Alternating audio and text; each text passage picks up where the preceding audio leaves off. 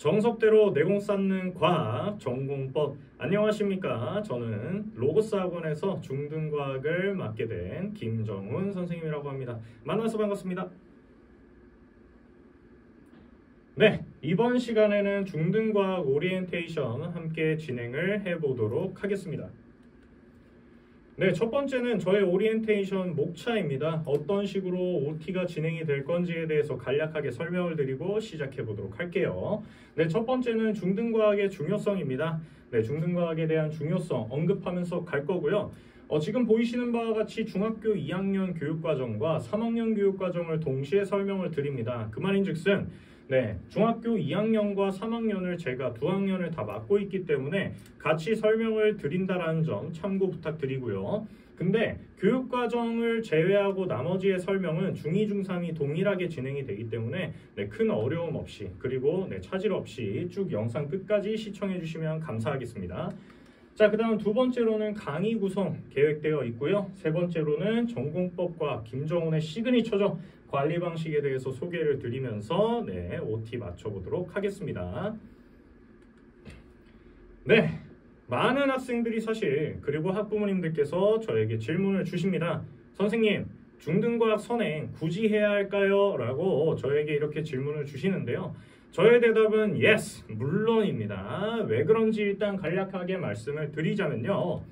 지금은 사실 저도요, 고등학교 1학년 학생들과 고등학교 2학년 학생들도 맡아서 강의를 좀 진행을 하고 있습니다. 하고 있는데 많은 학생들이 저에게 질문을 합니다. 선생님, 중학교 때 과학을 안 했더니 너무 힘들어요. 저 어떻게 해야 하나요? 이런 식으로 이야기를 하는 학생들이 덜어 있습니다. 이는 중하위권 친구들뿐만이 아니라 일부 중상위권 학생들도요. 중학교 때 과학을 안 했다가 고등학교 가서 막상 시작을 하고 심화적으로 공부를 하려니 중학교 때 과학 개념이 잘 생각이 나질 않아서 힘들어하는 학생들도 있다라는 점, 그 내용을 토대로 조금 말씀을 드려보도록 하겠습니다. 네, 좌측은요, 중학교 2학년 과학에 대한 교육과정, 우측은 중학교 3학년에 대한 교육과정입니다. 중학교 2학년 때부터는 어떻게 됐죠? 그렇죠, 개정이 바뀌었죠. 그래서 보이시는 바와 같이 단원 이런 식으로 구성이 되어 있고요. 지금 2단원과 3단원 그리고 8단원 같은 경우에는요, 원래 기존 1호 교육과정에서는 중학교 2학년 단원에 포함되어 있지 않았던 내용들이에요. 하지만 저기 보이시는 바와 같이 이제 2단원과 3단원은요, 원래 중학교 1학년 단원에 있었던 내용이 승급해가지고 중학교 2학년 단원으로 편입이 되었고요. 그 다음 8단원 같은 경우에는 중학교 3학년 7단원에 있었던 내용이 강등되어서 내려왔다, 이렇게 말씀을 드릴 수가 있겠습니다. 그렇다면 이번 겨울방학 때 진행하는 8회 2-1 중등 2-1 과학 선행반은요, 4단원까지 우리가 완벽하게 좀 다 잡고 간다, 이렇게 생각을 하시면 되겠고요. 그러면 2-1 즉 2학년 1학기 과학에서 어떤 부분이 킬러 파트냐라고 말씀을 드릴 수 있냐? 1단원입니다. 네, 원래 1호 교육과정에서는요, 이 1단원이 원래는 중학교 2학년 6단원에 포함이 되어 있었어요. 6단원에 포함이 되어 있었는데 저 지금 물질의 특성 파트 같은 경우에는요, 여러 가지 특성을 가진 다른 물질들이 혼합되어 있는 상태에서 그 혼합물을 어떻게 하면 다시 각각의 물질로 분리할 수 있느냐가 가장 큰 핵심인 단원이에요. 그래서 혼합물 분리 방식에는요, 사실 재결정, 증류, 크로마토그래피 등 굉장히 다양한 기법들이 있어요. 그 다음에 플러스 알파로요, 계산 문제가 출제가 됩니다. 석출량을 구하는 거라든가 혹은 용해도를 통해서 어떤 식으로 포화용액을 만들고 불포화용액을 만드는지에 대한 내용이 나오기 때문에 지금도 현재 이제 중학교 3학년 올라가는 현재 중학교 2학년 학생들도요, 지금 저 물질의 특성 단원에서 계산 문제 굉장히 어려워하고 있다라는 점, 어려워했다라는 점 말씀을 드리면서 넘어갈 수가 있겠습니다. 자, 그렇다면 킬러 파트 제외하고 나머지 단원은 괜찮냐? 그렇지만도 않습니다. 2단원과 3단원은 원래 기존 중학교 1학년 교육과정에 있었던 내용인데 승진을 한 이유가 있지 않겠습니까? 맞습니다. 지금 보라색 글씨로요, 제가 뭘 적어놨죠? 고등학교 1학년과 고등학교 2학년 때 어떤 식으로 단원이 연계되는지에 대해서 설명을 간략하게 써놨습니다. 2단원의 직권의 변화 같은 경우에는요, 고등학교 1학년 때 지구 시스템을 배웁니다.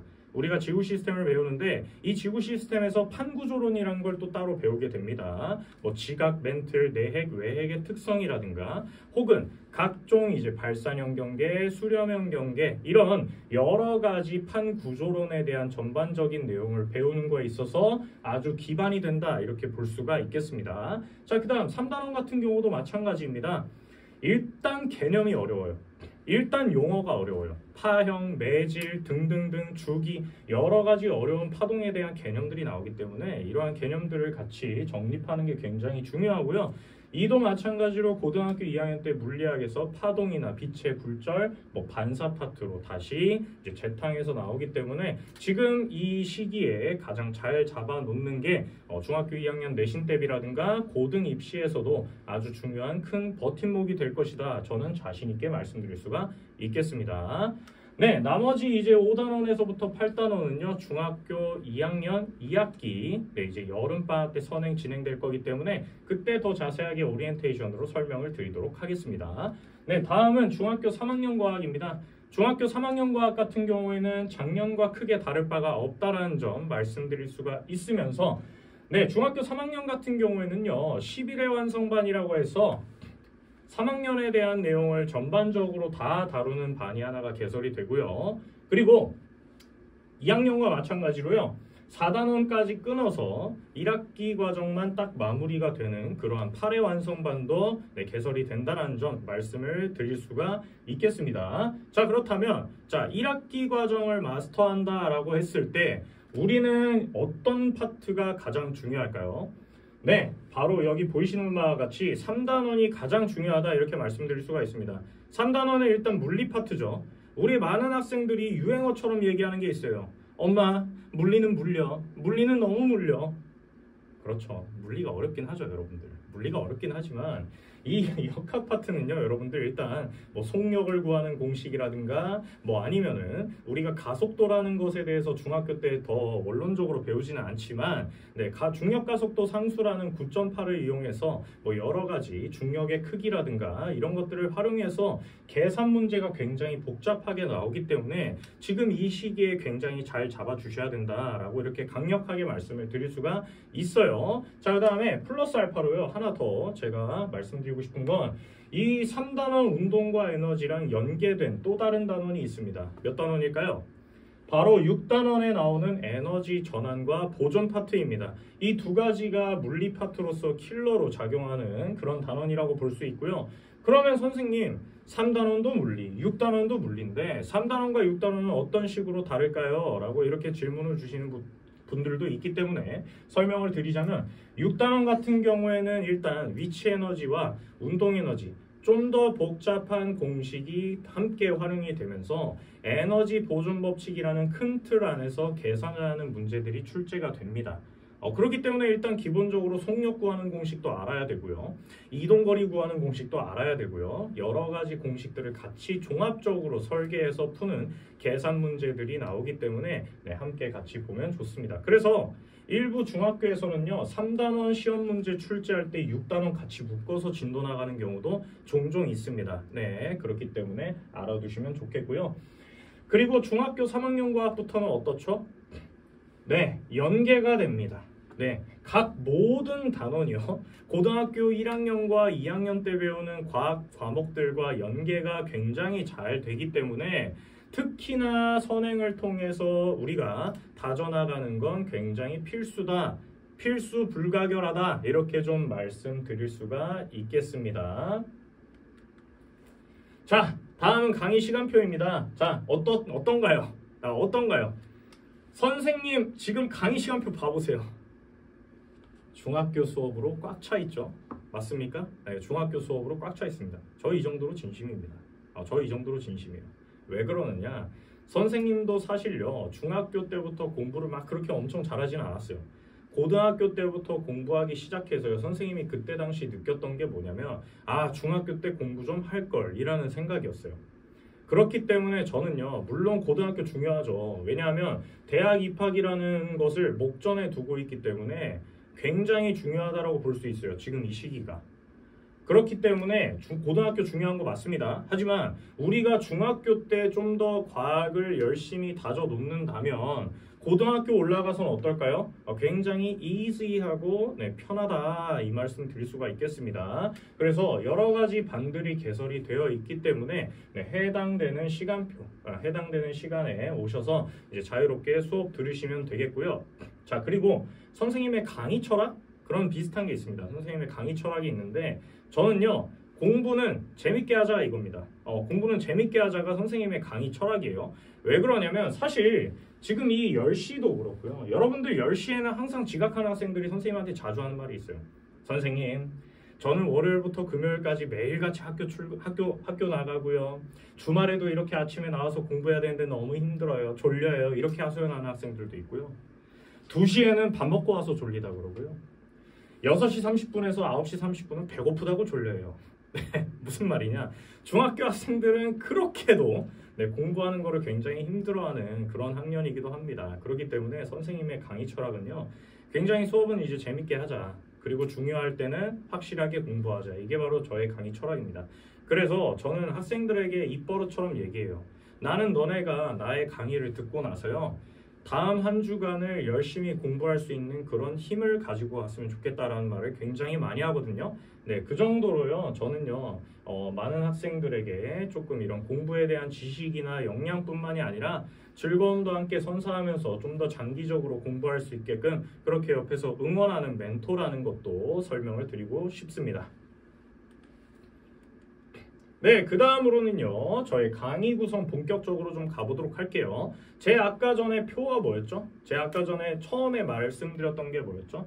정석대로 내공 쌓는 과학이라고 했죠? 그래서 전공법 총 3장까지 준비가 되어 있고요. 1장 같은 경우에는 마찬가지로 보이시는 바와 같이 주간 테스트를 진행을 합니다. 20분 동안 주간 테스트를 진행을 하고요. 지난주에 배웠던 내용을 토대로 복습 테스트 형식으로 진행이 된다라고 보실 수가 있겠습니다. 하지만 이 복습 테스트의 경우 살짝의 특이한 점이 있다면요. 여러분들 테스트는 어떤가요? 테스트를 혹시 중간에 봤다가 잠깐 끊고 나머지 문제 다음에 풀고 이렇게 하나요? 그렇지 않죠? 테스트는요. 한 큐에 보는 겁니다. 정해진 시간 내에 한 번에 보는 것이 테스트의 정의고요. 그렇기 때문에 제 수업은요. 굉장히 저는 지각에 대해서 철저한 편입니다. 그렇기 때문에 만약에 지각을 10분 정도 지각을 했어요. 그럴 경우에는 중간에 테스트 문제를 모두 다 풀 수 있을까요? 풀 수 없겠죠? 그렇기 때문에 10분 정도 지각한 학생들은요. 다른 학생들 테스트가 끝날 때까지 복습하는 시간을 가지도록 합니다. 그러면은 선생님 저는 주간 테스트 못 봤는데 어떻게 하나요? 그럴 경우에 남아서 클리닉으로 테스트 진행하고요. 채점까지 다 하고 선생님의 개별 컨펌 받고요. 귀가합니다. 무슨 말인지 알겠죠? 클리닉 하고 싶지 않으면 늦지 마세요. 알겠죠? 그렇게 진행이 된다라고 볼 수가 있겠고요. 자, 그렇게 한 다음에 이제 테스트는요. 마냥 쉬운 문제만 출제하냐? 전혀 그렇지 않습니다.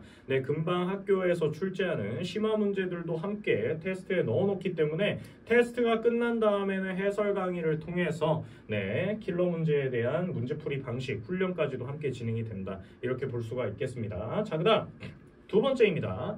저의 강의는요. 5개념 따윈 없습니다. 5개념 없습니다. 왜 그러느냐? 선생님은요, 강의할 때 많은 학생들에게 이제 거의 대부분의 학생이죠? 아니죠? 모든 학생이죠? 노트를 준비해 오게끔 합니다.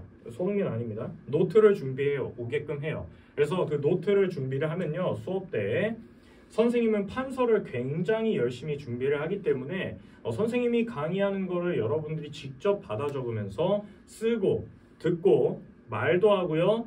그러면서 여러분들이 3박자를 완벽히 갖추면서 수업 들으면서 개념을 같이 암기하고 이해하는 시간을 가진다라고 볼 수가 있습니다. 그렇기 때문에 더더욱 어때요? 선생님 입장에서도 올바른 개념을 여러분들에게 제시를 해야 되기 때문에 그만큼 수업 준비 꼼꼼히 한다는 점 그렇게 말씀드릴 수가 있겠습니다. 그리고요. 빠져드는 하이텐션 강의력입니다. 선생님 아까 전에 뭐라 했죠? 수업은 재밌고 그리고 다음 한 주를 살아갈 수 있는 그런 힘을 준다라고 했죠. 그렇기 때문에 제 수업에는 좋은 학생들이 많지 않습니다. 아니요, 없어요. 그래서 하이텐션 강의력을 통해서 여러분들이 수업에 깊게 빠져들 수 있게끔 옆에서 돕도록 하겠습니다. 그리고요, 네, 모든 단원에서 내신으로 출제 가능성이 높은 포인트를 직접 짚어주면서 강의를 진행합니다. 예를 들어 이겁니다. 자, 얘들아, 지금 순환계, 혈액순환의 이동 경로에 대해서 우리 배워볼 건데 이 부분이 어떤 식으로 시험 문제 출제될지 선생님이 간략하게 설명하고 들어갈게요. 자, 다음 보기를 읽고 물음에 답하시오 문제입니다. 자, 혈액순환 경로가 이런 식으로 나와 있네. 그러면 중간중간에 어때요? 빈칸을 뚫어놓을 확률이 굉장히 크겠죠? 기역으로 뚫어놓을 수도 있고 A, B, C로 뚫어놓을 수도 있겠고 그 다음에 각각의 A, B, C에 들어갈 뭐 내용이라든가 특징에 대해서 옳지 않은 것을 고르시오. 이런 식으로 문제 출제할 수 있겠죠, 여러분들. 그렇기 때문에 잘 봐주시면 좋겠습니다. 이런 식으로요. 내신에서 출제 가능한 포인트를 직접 짚어줍니다. 연습은 실전처럼 하는 것이 중요하고요. 실전은 연습했던 대로 하는 것이 가장 좋은 성과가 나오기 마련입니다. 그렇기 때문에 선행반이라고 해가지고 야, 선행이니까 아직 시험 기간은 아니니까 이런 식으로 안일하게 하는 것보다요. 매 순간 시험 기간인 것처럼 한 번 공부할 때도 제대로 공부하는 것이 여러분들 머릿속에 더 길게 기억에 남는다라는 점 꼭 기억해 주셨으면 좋겠습니다. 자, 그 다음 세 번째고요. 세 번째는 크게 별다른 건 없습니다. 클리닉 진행되고요. 클리닉은 이제 수업 끝나고 나서 30분에서 45분 이렇게 진행이 될 수도 있고요. 혹은 수업 시작 전에 진행될 수도 있습니다. 네, 학생 스케줄이나 이런 것들을 맞춰서 유동적으로 변경될 수 있다는 점 유념해 주셨으면 좋겠고요. 질의응답 소통 창구입니다. 뒤에 가서 좀 더 자세하게 할 거고요. 선생님이 약간의 시그니처라고 볼 수가 있습니다. 그 다음 숙제검사 당연히 진행하고요. 선생님이 하나하나 다 꼼꼼하게 봅니다. 그 다음에 학생 피드백까지도 전달한다는 점 뒤에 가서 좀 더 자세하게 설명을 드리도록 하겠습니다. 자, 그 다음에요. 관리 방식에 대해서 이제 소개를 드리도록 하겠습니다. 여러분들 얼마 안 남았으니까 영상 끝까지 시청해주세요. 구독, 좋아요 이런 얘기 안 하잖아. 그렇죠? 영상만 끝까지 좀 시청을 부탁드리도록 하겠습니다. 네, 관리 방식입니다. 어떤가요?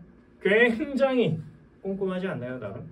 얘들아, 선생님도요. 그렇게 완벽하지가 않아요. 완벽할 수 없죠. 모든 사람이 어떻게 다 그렇게 완벽합니까?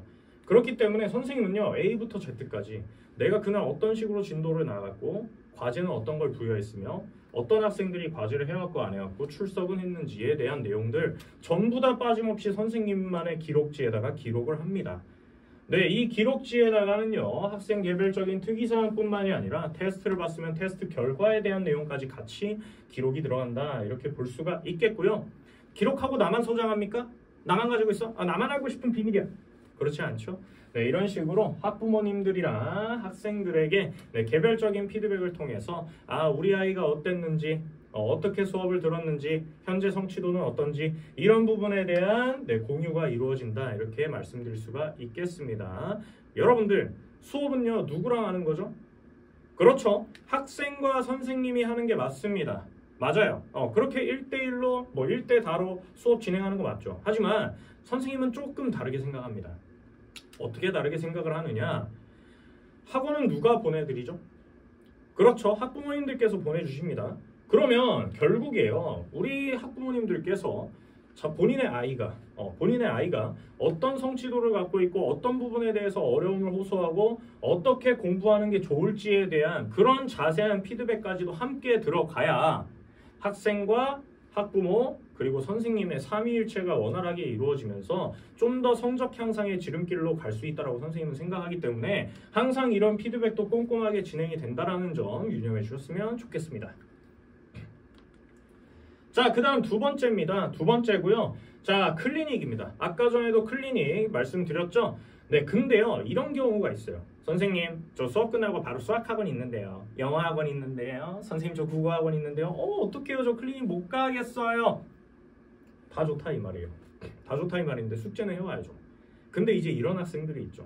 숙제도 안 해왔는데 학원을 핑계로 다른 일정이 있다는 핑계로 혹은 학교 친구들과의 약속 때문에 클리닉을 종종 빠지겠다고 하는 학생들이 굉장히 많습니다. 부득이한 경우에 클리닉을 빠졌는데 숙제를 못 해왔을 경우에는요. 지금 보이시는 바와 같이 줌 슬라이드 오버를 통한 주중 화상 클리닉을 진행을 한다 이렇게 말씀드릴 수가 있겠고요. 지금 보이시는 화면은 어떤 화면이 있느냐? 클리닉을 진행을 하는데 어떤 학생이 선생님 저 이 문제에 대해서 모르겠어요 라고 이렇게 질문을 해준 거예요. 그래서 그 자리에서 직접 화상 클리닉 진행하면서 제가 모르는 문제를 실시간으로 풀이를 해주는 장면에 속한다라고 볼 수가 있겠고요. 그래서 사실 저는 클리닉을요 굉장히 중요하게 생각하는 사람이기도 합니다. 그렇기 때문에 네, 걱정하지 마시고요. 수업 참여 열심히 잘해주시고 클리닉보다 더 중요한 건 뭡니까 그러면? 물론 숙제 잘해오고 수업 시간 제때 지각하지 않는 게 1번입니다. 1번. 네.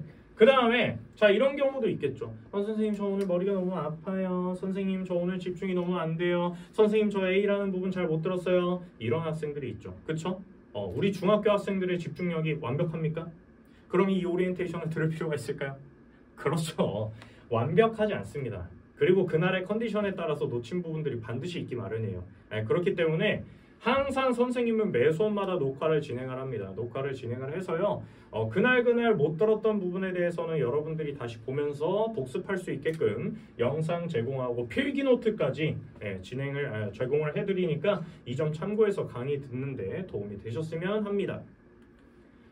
자, 그 다음은요. 세 번째, 선생님만의 약간의 시그니처라고 볼 수가 있습니다. 질의응답 소통 창구고요. 선생님의 질의응답 방식은요. 단순한 텍스트식의 질의응답은 아닙니다. 네, 보이시는 바와 같이요. 어떻습니까?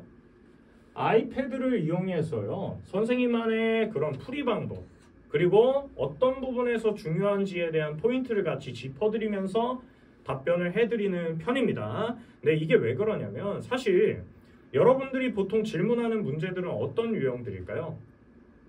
공식을 활용한 복잡한 계산 문제들이 여러분들에게 있어서 아주 주된 질문 포인트일 거예요. 그러면 이러한 계산 문제를 활용한 문제들은 선생님이 단순한 카카오톡, 이메일, 문자 이런 텍스트식으로만 전달을 하면 사실 여러분들 입장에서는 어때요? 이해하기가 그렇게 쉽진 않을 거예요. 그렇기 때문에 선생님의 아이패드를 통해서 미리 풀이를 다 해드리고요. 그 다음에 텍스트로 부연 설명을 해드린다는 점 그렇게 참고해 주시면 되겠고요. 물론 여러분들 개념 질문이나 이런 것들을 하실 수도 있겠죠. 그런 경우에는 또 텍스트로만 진행을 할 수 있는 선에서는 제가 텍스트로 설명을 드린다는 점도 참고 부탁드립니다. 그리고요. 혹은 이런 질문들도 있어요. 굉장히 어려운 내용들. 이거는 현재 고등학생 친구들이 풀어도 굉장히 어렵겠다 싶은 그런 유형의 계산 문제들이 있죠. 그럴 경우에는 짧게는 약 3분, 길게는 6, 7분 정도의 동영상 강의를 제가 직접 아이패드를 활용해서 화상 녹화 진행을 합니다. 그래서 그걸 통해서 직접 강의 영상 제공하면서 문제풀이 영상 제공하면서 여러분들이 좀 더 양질의 공부를 할 수 있게끔 그렇게 도와드리고 있다는 점도 말씀드릴 수 있겠습니다. 자, 이제 거의 다 왔습니다. 거의 다 왔어요. 좀만 힘내세요. 좀만 힘내세요. 아니 선생님 왜 공부 방향성을 지금 설명하시나요? 여러분들은 맛있는 거 먼저 먹어요? 맛없는 거 먼저 먹어요? 여러분들 맛있는 건 맨 나중에 먹는 거예요. 야 제가 만약에 공부 방향성을 여러분들한테 강의 처음에 설명을 드렸다. 그러면은 이런 학생들이 있어요. 중요한 거 다 들었어. 개꿀. 나가야지. ESC 누르지 말라고. ESC 누르지 말라고요. ESC 누르지 마세요. 그래서 마지막에 넣은 겁니다. 공부 방향성만 대충 딱 듣고 엄마 오케이 나 중학교 공부 과학 공부 어떻게 하는지 알았어. 나 이제 괜찮아. 학원 안 가도 돼. ESC 누르고 나갑니다. 그렇기 때문에 마지막에 설명을 드린다는 점 참고해 주시면 되겠습니다. 자, 공부 방향성입니다. 자, 총 4가지로 이렇게 구성이 되어 있고요. 첫 번째부터 말씀을 드릴게요. 일단 과학 선행 같은 경우에는요. 최소 한 학기에서 가장 길게는 1년까지의 선행만 하시는 걸 저는 권장을 드리고 있습니다. 그 이유가 뭐냐면요. 만약에 예를 들어서 극단적으로 가볼게요. 내년에 중학교 2학년이에요. 내년에 중학교 2학년인데 나는 고등학교 2학년 물화생지도 같이 공부를 해야 되겠다. 이러한 학생들이 가끔 가다가 있습니다. 물론 대단합니다. 공부를 하겠다는 열정과 노력 저는 칭찬합니다. 하지만 너무나도 과도한 선행을 진행했을 경우에는요. 어떤 문제점이 있느냐. 머릿속에서 개념 혼동이 일어날 수가 있어요. 무슨 말이냐면 이거 언제 배웠던 거던데? 이거 뭐였더라? 이런 경우가 굉장히 나중에 많이 발생할 수가 있다는 거예요. 그 다음에 플러스 알파로 자, 여러분들 한번 생각을 해볼까요? 여러분들 지금 배웠던 고등학교 2학년과 나중에 고등학교 2학년 가서 얼마나 생각이 나실 거라고 생각하나요? 얼마나 생각이 날까요? 그렇게 100%까지는 절대 아니고요. 10% 생각나면 많이 생각나는 거예요. 그러니까 그 정도로요. 선행은요. 앞에서부터 차근차근 스텝 바이 스텝식으로 진행을 하는 것이 가장 효율적이고요. 성적 향상의 지름길이라고 제가 자신 있게 말씀을 드릴 수가 있겠습니다. 아시겠죠? 그 다음 두 번째입니다. 동일한 문제를 반복적으로 푸는 것이 굉장히 중요합니다. 이게 무슨 말이냐? 저는 제 수업 때 제 학생들 문제집을 한 권을 한 번만 풀리지 않습니다. 절대로. 절대 한 번만 풀리지 않아요. 이것도 예를 들어서 설명을 드릴 수가 있는데 여러분들 혹시 만약에 내가 A라는 책 한 권을 읽었어요. 그 A라는 책 한 권을 여러분들 한 달 뒤에 다시 봤을 때 얼마나 기억에 남으실까요? 얼마나 기억에 남을 것 같습니까? 100%? 천재야? 아인슈타인이세요? 아니란 말이에요. 기억에 다 남지 않아요. 무슨 말이냐? 중간중간 내용들이 기화가 돼서 머릿속에서 날아가기 마련이란 말이에요. 무슨 말이냐? 완벽하게 내가 그 문제집 한 권을 마스터하기까지는요. 최소 2번에서 3번 정도의 반복적인 풀이가 필요합니다. 그렇기 때문에 저는 문제를 풀 때요. 여러분들 문제를 풀릴 때 한 번뿐만이 아니라 이제 적게는 2번, 많게는 3번까지도 반복적으로 학습하는 것이 여러분들의 공부 효율성 그리고 실력 향상에 도움이 된다. 이렇게 말씀드릴 수가 있겠습니다. 자, 그 다음 세 번째입니다. 뭐라고 써놨죠? 문제풀이가 있고 오답 분석이 있는데 뭐가 더 중요한가요? 당연히 오답 분석입니다. 이건 정말 강력하게 말씀드릴 수가 있어요. 왜 그러느냐? 문제풀이는요. 그냥 여러분들이 얼마만큼 아는지에 대한 점검 느낌이에요. 하지만 오답 분석은 어떻죠?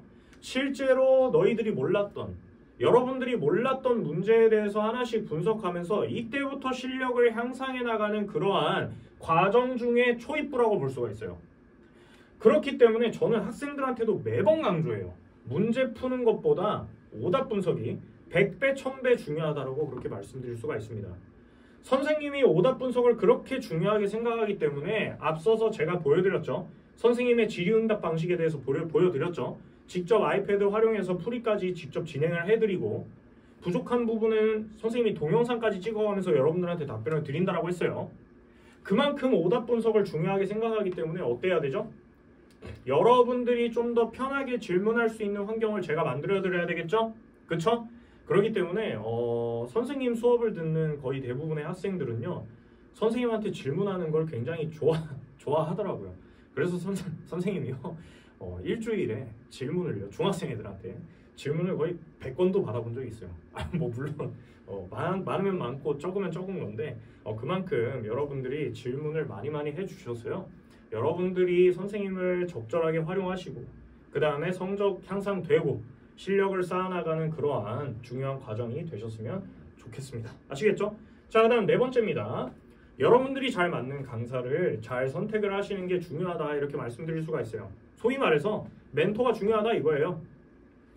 여러분들 스스로 공부를 열심히 하고 잘하는 게 제일 중요하죠. 제일 중요하지만 얼마나 내가 이 선생님과 오랜 시간 함께 하면서 내가 처음에는 성적이 이만큼이었는데 이만큼까지 올라갈 수 있는지 얼마나 쭉 이 선생님과 공부했을 때 지루하지 않게 내가 즐겁게 공부할 수 있는지 이걸 여러분들 머릿속에서 잘 판단을 하는 게 좀 중요하다 이렇게 말씀드릴 수가 있겠고요. 네, 저한테 오셔서요. 편하게 오셔서 재밌고 즐겁게 수업하고 다음 한 주간을 살아갈 수 있는 그런 에너지를 얻어가는 그런 강의 준비해 놓을 테니까 같이 함께 하시죠.